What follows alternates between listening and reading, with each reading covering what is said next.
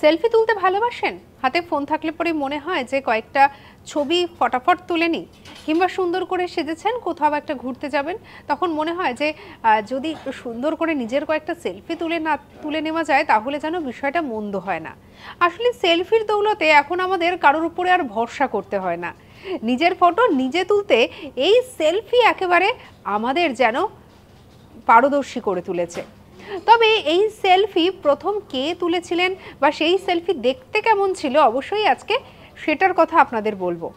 প্রথমবার যিনি সেলফি তুলেছিলেন তিনি 1839 সালে প্রথম সেলফিটি তুলেছিলেন, আর যিনি তুলেছিলেন তার নাম হচ্ছে রবার্ট কর্নেলিয়াস।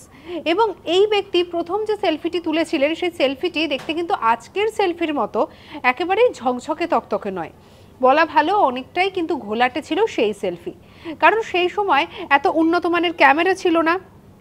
আরও যেটা মজার বিষয় জানা যায়, এখন যেখানে 1-2 সেকেন্ডেই একটা সেলফি তোলা যায়, তখন এই সেলফি তুলতে সময় লেগেছিল প্রায় 3 মিনিট।